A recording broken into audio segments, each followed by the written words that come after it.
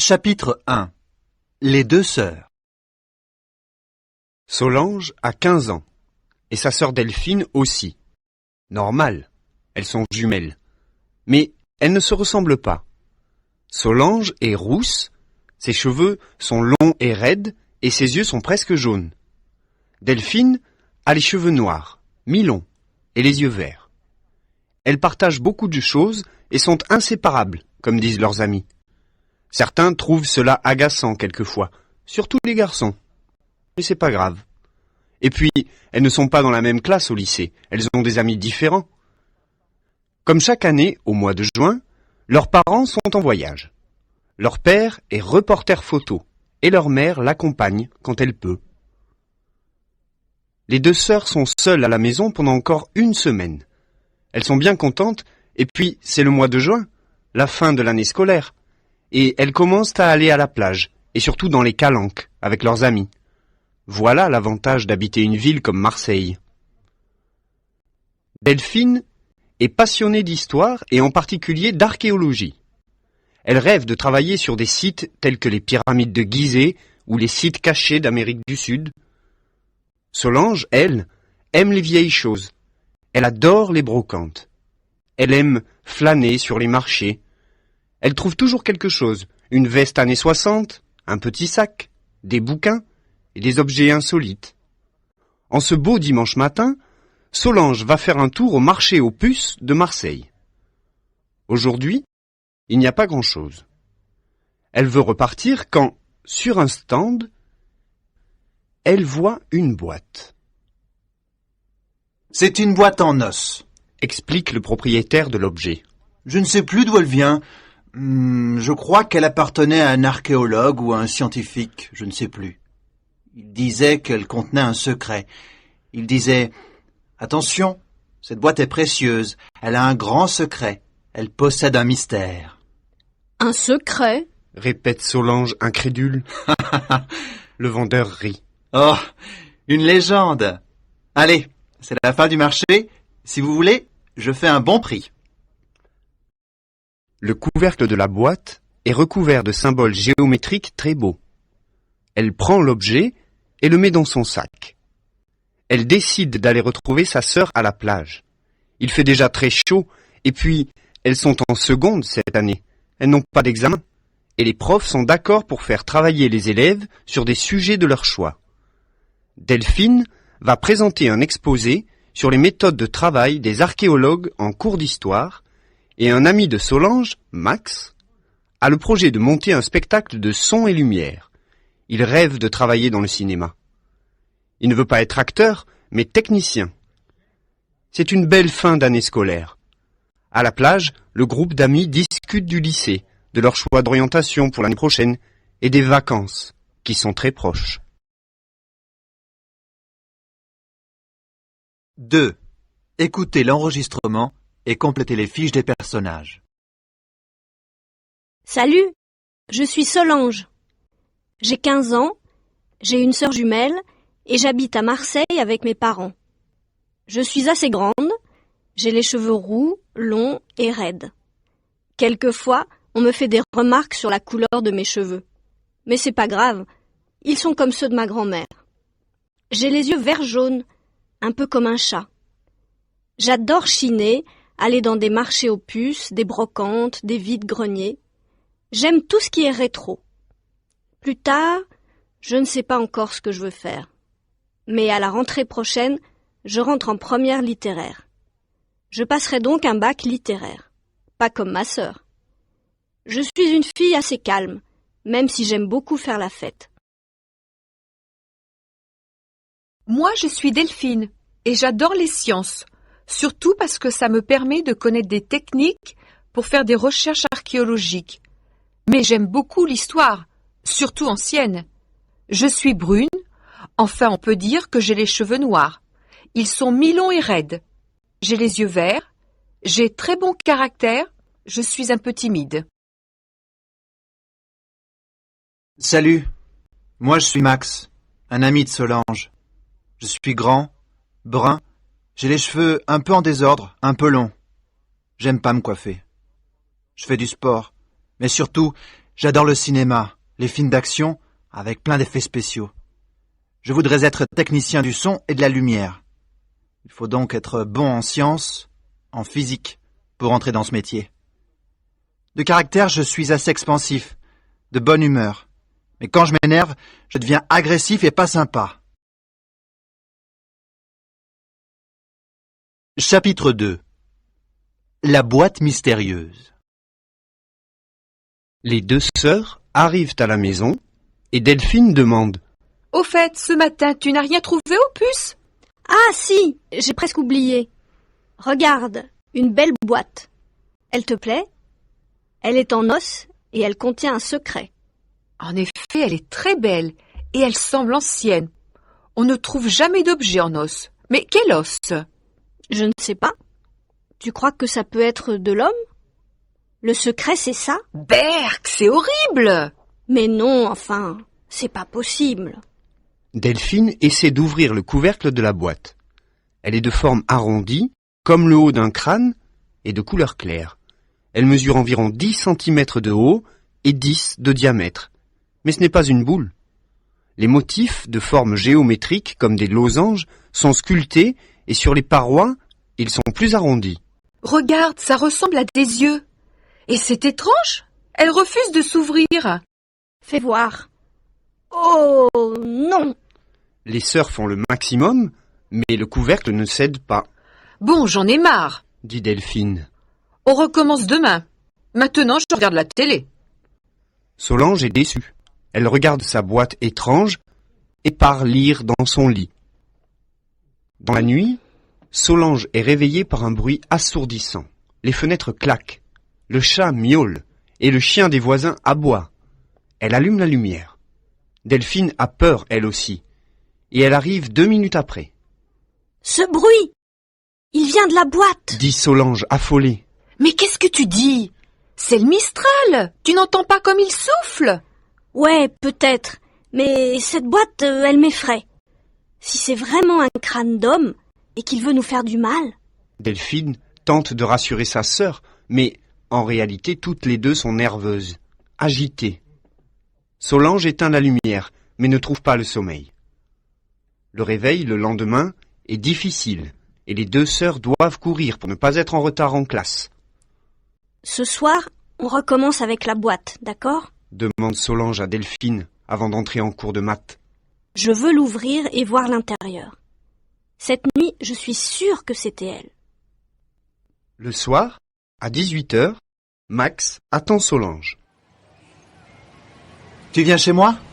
Je te montre mes premiers essais pour le son et lumière. Non, je ne peux pas. Hier, tu as promis. Il y a aussi Gaspard et Mathieu. Ta sœur peut venir? Non, ce n'est pas ça. Allez! Insiste Max. Tes parents ne sont pas là. Arrête, je t'ai dit non. Je dois faire quelque chose. Oh, que de mystère! Tu n'es pas sympa. Et les conseils que j'attends? Tant pis pour toi. Et il s'en va, en colère. Solange retrouve Delphine, et elle rentre vite à la maison pour ouvrir la boîte. Solange entre dans sa chambre. La fenêtre est ouverte, et la boîte est par terre, ouverte, elle aussi. Mais qu'est-ce qui s'est passé? Demande Delphine. Elle ramasse l'objet et l'observe de près. Mais il n'y a rien. La boîte est vide, et l'intérieur est blanc comme neige. Le chat est nerveux, et tourne en rond autour du mystère. Tu vois, quelque chose ne va pas. Attends, j'ai déjà vu ces motifs. Dit Delphine. Elle observe de près la décoration de la boîte. Où? Ben, je ne sais plus. Je dois réfléchir. Dans la nuit, comme la nuit précédente, les sœurs sont réveillées. Mais cette fois, sur le plafond de la chambre de Solange, des yeux jaunes, dorés, apparaissent et disparaissent. Un bruit étrange, comme un ronflement, accompagne les images. Puis, un serpent apparaît. Il glisse sur le plafond. C'est un serpent à plumes colorées, vertes, bleues, oranges. Les sœurs, prises de panique, se mettent à crier, et crier encore. Ça suffit. On se calme. Il faut raisonner. On ne peut pas croire qu'un serpent ou un homme s'est réveillé d'un autre monde pour nous terroriser. J'ai réfléchi. Dit Delphine. Il s'agit peut-être de motifs aztèques. On peut faire une recherche sur Internet. Pourquoi Aztèque? Parce que je me souviens avoir lu dans un livre que le serpent à plumes se trouve en Amérique du Sud. Viens, on cherche. 3. Écoutez l'enregistrement et répondez aux questions. À la sortie d'un lycée, à Marseille, un journaliste interviewe un lycéen. Bonjour, tu habites à Marseille? Oui, je suis né ici. Et tu aimes ta ville? Ah oui, je l'adore. Qu'est-ce que tu apprécies? Ici, il y a la mer et toujours le soleil. Enfin presque. Tu vas donc souvent à la plage, tu es sportif. Oui, dès qu'il fait un peu chaud, je me baigne et je marche dans les calanques. Mais le sport que je préfère, c'est le foot. Ah bon? Quelle est ton équipe préférée? L'OM, bien sûr. Et les Marseillais, ils sont comment? Ils sont sympas, comme moi. Merci et bonne journée. Au revoir.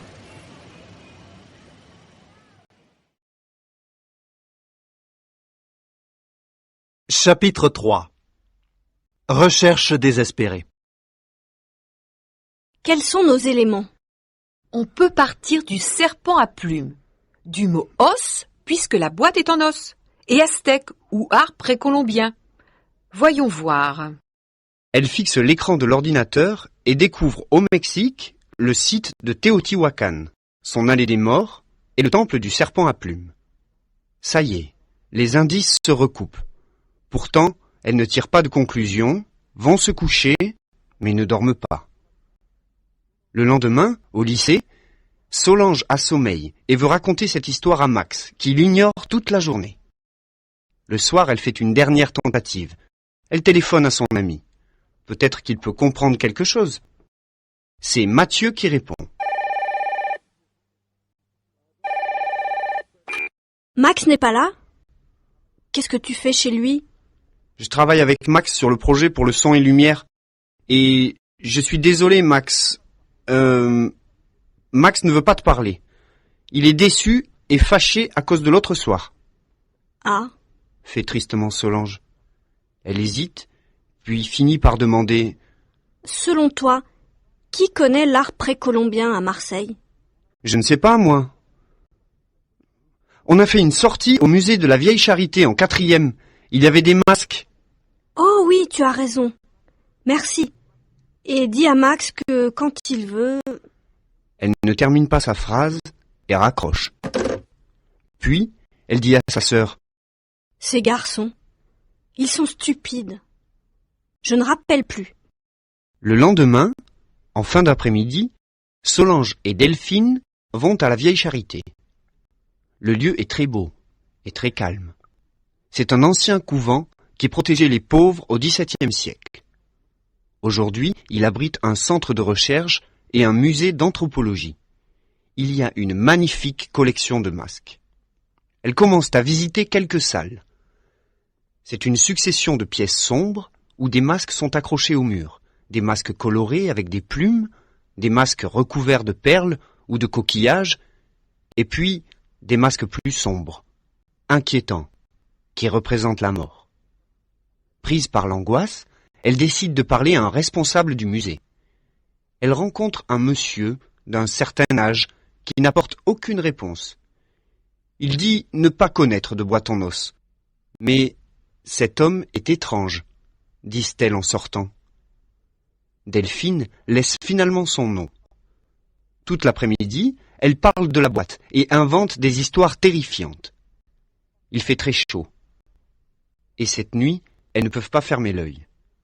Delphine est venue dormir dans la chambre de sa sœur. Lorsque le sommeil arrive à cause de l'épuisement, un bruit sourd, comme un moteur, se met en marche. Elles font un bond dans le lit et voient sur le plafond les yeux, les plumes, le crâne. Chapitre 4. L'étrange professeur Sombray. Tôt, le lendemain matin, avant de partir pour le lycée, le téléphone sonne. Allô? Dit une voix sombre et caverneuse. Allô? Oui, allô? Qui est à l'appareil? Répond Delphine. Vous avez une boîte en os? Qui êtes-vous? Derrière elle, Solange l'interroge par geste et lui arrache le combiné. Si vous ne répondez pas, je raccroche. Crie-t-elle. Oh, pardon, je suis un peu sourd. Je me présente, Monsieur Sombray. Le musée de la Vieille Charité m'a parlé de vous. Vous possédez une boîte mystérieuse. On doit se rencontrer, vite. Elle renferme un secret. Les deux sœurs décident de ne pas aller au lycée. Tant pis, c'est la fin de l'année et ce secret est beaucoup plus important. On ne peut pas continuer comme ça. 2 personnes ont parlé de secret. Sinon, on peut appeler la police. Dit Solange. Ou je ne sais pas, moi, chercher un sorcier pour nous enlever le sortilège. Ajoute Delphine avec un sourire. Les deux sœurs arrivent un peu plus tard chez Monsieur Sombray. Ce vieil homme, aux cheveux blancs en bataille, les effraie un peu. De plus, sa maison est sombre et encombrée d'objets antiques, de masques, de tissus, de pierres sculptées. Voilà la maison d'un véritable collectionneur. En réalité, le professeur Sombray est un archéologue à la retraite, spécialiste du monde des Aztèques. Delphine, devant tant de merveilles, oublie presque le motif de leur visite et pense aux questions qu'elle peut poser sur le métier d'archéologue. Mais Solange est inquiète. Alors, ce secret? L'archéologue raconte. Mon assistant d'origine mexicaine disait être aztèque, ce qui est possible. Il y a un véritable mouvement des Mexicains pour retrouver et faire revivre leurs traditions et leur culture. Ce jeune homme a recouvert d'une peau de serpent l'intérieur d'une boîte en os. Ensuite, il a placé une petite poupée vaudou à l'intérieur et acheté un sort. Je me souviens qu'il a pratiqué cette opération une nuit de pleine lune. Il gardait ce trésor en permanence sur lui, jusqu'au jour où je lui ai demandé de me donner la boîte pour l'analyser. Il a refusé, s'est offensé. Un matin, il a disparu.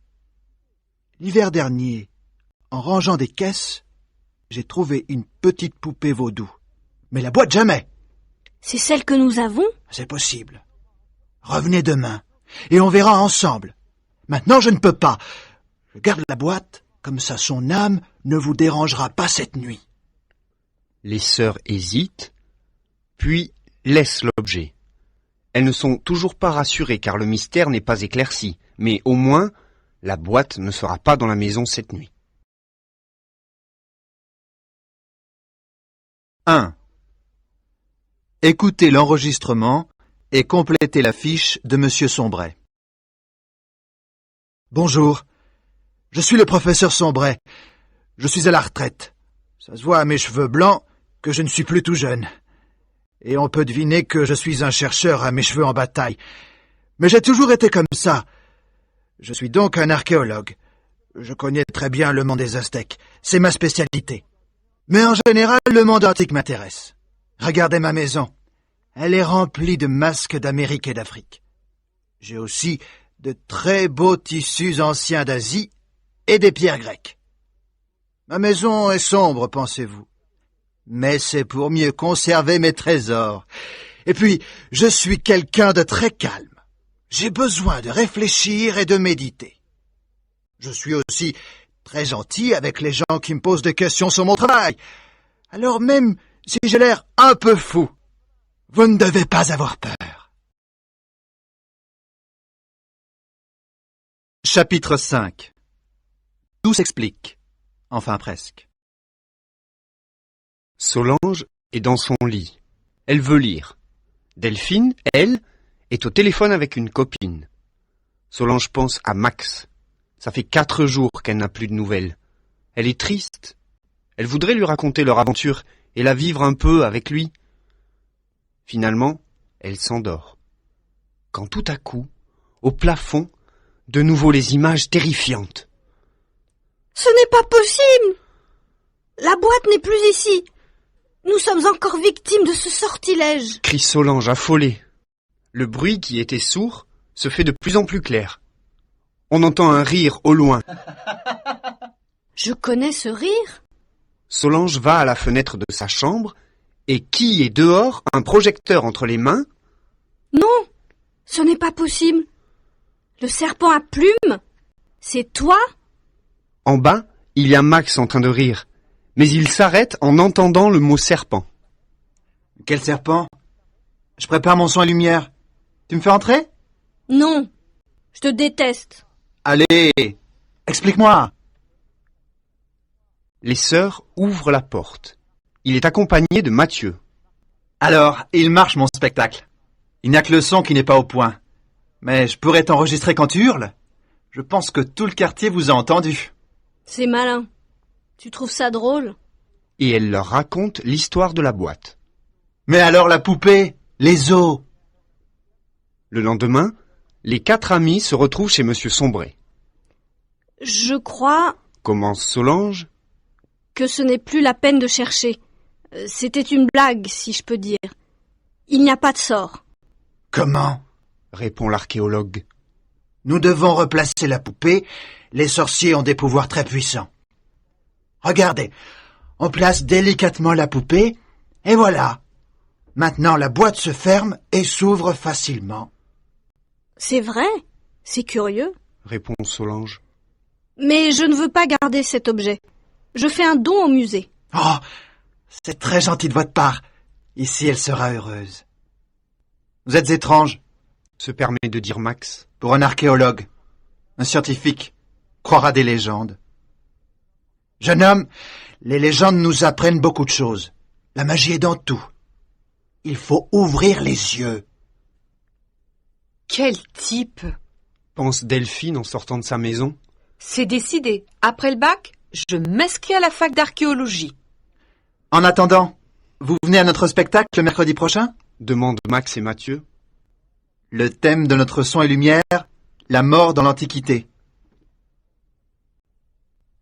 Cette nuit-là, dans le laboratoire de recherche du musée de la Vieille Charité, un grincement, une petite lumière dans le noir, des yeux, une petite poupée se réveille d'un long sommeil.